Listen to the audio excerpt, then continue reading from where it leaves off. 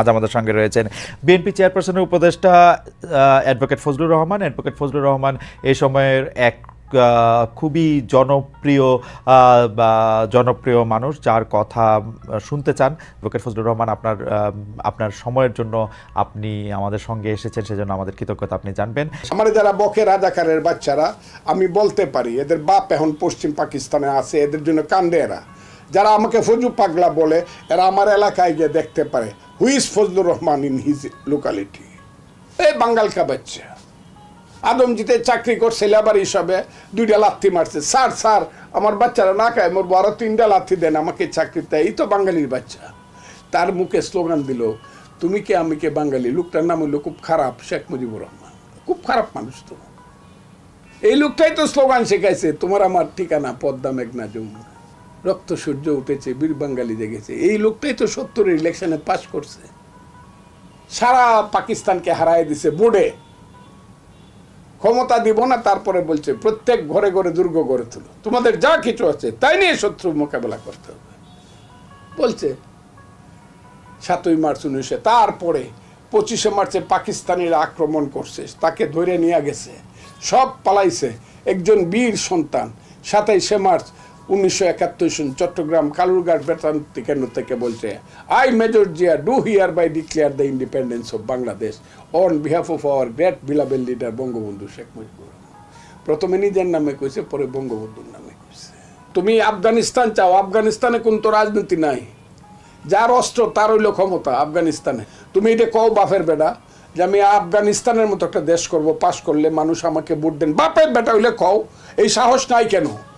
বাটপার মুনাফেক সব কিছু পেটের ভিতরে লুকায় রাইকা 54 বছর ষড়যন্ত্র করে করে আজকে এই জায়গাতে তোমাদেরকে বিশ্বাস করছিল। শুধু শেখ মুজিবুর রহমানের মতো একজন বোকা লোক ছিল, সরল লোক ছিল বইলা, এবং সে বলতো আমি জাতির পিতা, আমি কারে মারবো, আমি মাফ করে দিলাম। মাফ করে দিয়েছিল বলে না এদের অস্তিত্ব থাকতো না। সেই দুর্বলতা এবং তার মাফ করার সুযোগে আজকে আইসা বলে বাংলাদেশেই নাই, বাংলাদেশ হয় না, এটা মুক্তিযুদ্ধ হয় না, এটা ইন্ডিয়ার ষড়যন্ত্র আছিল। আমি এই জায়গাতে যারা বলে না, আমার মতো যারা বলে না হয়তো বলতে পারে না, আমার মতো বলে না যারা, তারা হয়তো বলতে চায় না।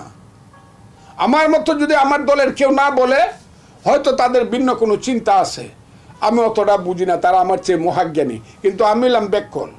আমার যে ফজু পাগলা বলে, সেই লোকটা আমার এলাকাতে গেছিল ওয়াশ করতে, নামও বলতে পারি। সে নাকি একটা এমপি ইলেকশনে খারইছে একটা এলাকাতে। দেখি তো বাপের বেটা জামানতটা কত বাসে, জামাতে ইসলাম থেকে দাঁড়াইছে লোকটা, ওই আমার এলাকায় ইটনায় গেছিল। আমার যারা বকে রাজাকারের বাচ্চারা, আমি বলতে পারি এদের বাপ এখন পশ্চিম পাকিস্তানে আছে, এদের জন্য কান্দে এরা। যারা আমাকে ফজু পাগলা বলে, এরা আমার এলাকায় গিয়ে দেখতে পারে who is Fazlur Rahman in his locality. রাজাকারের বাচ্চারা বলে এখনো ঢাকা বিশ্ববিদ্যালয়ের গোলাম আজমের ছবি টাঙ্গায়। এরা রাজাকারের বাচ্চা, এরা বাংলাদেশ মানে না। আমার নাম শুনলে রাজাকাররা 7 মাইল দূর থেকে দৌড়ায় চলে গেছে। ওদের বাপ মুক্তিযুদ্ধে যায় নাই, মুক্তিযুদ্ধের সময় ওদের মাকে বিয়া করে নাই, ওদের জন্ম তো পরে।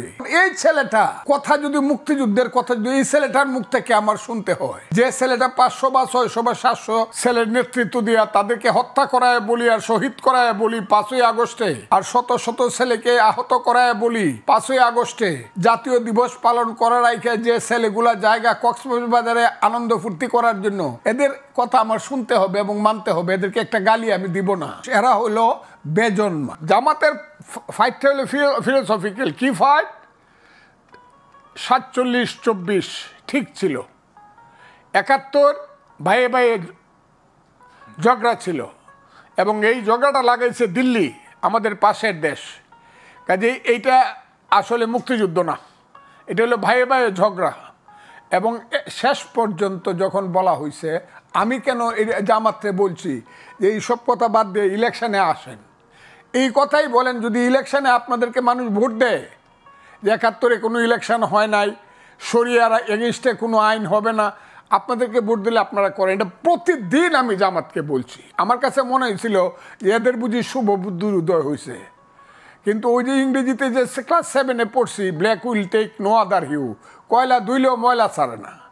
জামাত সেই 71-এর যে তাদের পূর্বপুরুষের পরাজয়, যে পরাজয়টা আমি চোখে দেখছি। আমার কাছে মনে হয়েছে রাজাকার আলবদররা এই পৃথিবীতে বৃথা জন্মগ্রহণ করছে। আমি কমান্ডার ছিলাম।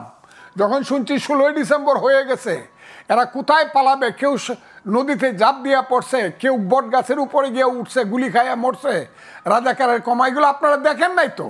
আমি দেখছি।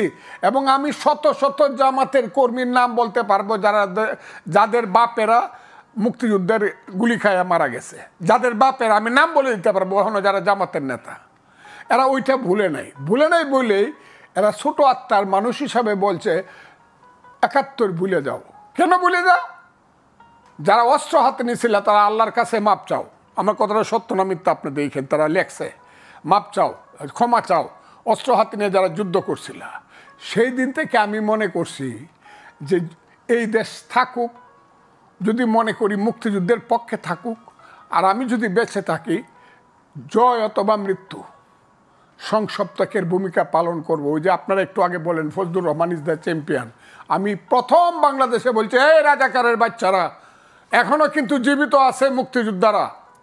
মুক্তিযুদ্ধ কিন্তু ধ্বংস করতে পারবে না, যুদ্ধ করে দেখতে পারোস। এবং এখনো অবস্থাটা এরকম হয়েছে। আপনাকে বলি, বাংলাদেশে জামাতের পাওয়ার এখনো অনেক বেশি, কারণ ব্যাংক তাদের, ইন্স্যুরেন্স কোম্পানি তাদের, হসপিটাল তাদের, শত শত কোটি টাকা তাদের, হাউজিং ব্যবসা তাদের, শিবিরের মতো একটা ক্যাডার ভিত্তিক দল তাদের, যারা ঢাকা বিশ্ববিদ্যালয় দখল করে রাখছে, তাদের শক্তি আছে। কিন্তু তাদের শক্তি আছে, ইট ইজ লিমিটেড। তাদের সূর্যের শক্তি নাই। সূর্য হলো মুক্তিযুদ্ধ, সারা বাংলাদেশের শক্তি হলো মুক্তিযুদ্ধ। কিন্তু তারা এখন আমি আপনাকে বলে লই, সারা বাংলাদেশের শক্তি হলো মুক্তিযুদ্ধের। দেখতে পারেন, আমি দুইভাবে দেখাইতে চাই। আমি বলবো সিলেট একটা জেলা, সিলেটে সবচেয়ে বেশি অলিয়া উলিয়া গাউস কুতুব দরবেশেরা হযরত শাহজালাল শাহপরানের নেতৃত্বে ইসলাম প্রচার করছে প্রথম। কথাটা তো ঠিক। উনি মুসলমানের একদম 5 ওয়াক্ত আজান দেওয়ার সঙ্গে সঙ্গে মসজিদ ভরে যায়। আমি চ্যালেঞ্জ করলাম, সিলেটে 19টা সিট আছে, 19টা সিটের মধ্যে একটা সিটে জামাত ইসলাম যদি পাস করে আমি পলিটিক্স ছাড়ে দেব। কিন্তু 1 নম্বর হলো 5ই আগস্ট মুক্তিযুদ্ধের সপক্ষে শক্তি হারে নাই। 5ই আগস্ট ওই তীরহারাই ঢেউয়ের সাগর পাড়ি দিবরে পূর্ব দিগন্তের সূর্য উঠেছে, রক্তলাল রক্তলাল গানগুলা কিন্তু আমরা শুনছি। এমনকি এই যে লোকটাকে এখন ডুবাই দিতে চাইতেছেন, প্রস্রাব করছেন, এবারের সংগ্রাম, আমাদের মুক্তির সংগ্রাম, এটাও কিন্তু রুকেয়া হল থেকে মাইক বাজছে। কাজে এটা কেউ মানে মুক্তিযুদ্ধের পক্ষের বিপক্ষের ফাইট ছিল না, এটা হলো 5ই আগস্ট। কিন্তু 71 থাকবে কি থাকবে না, 24 আবার নতুন করে 71 হবে, এইটার জন্য মানুষ কল্পনাও করে নাই।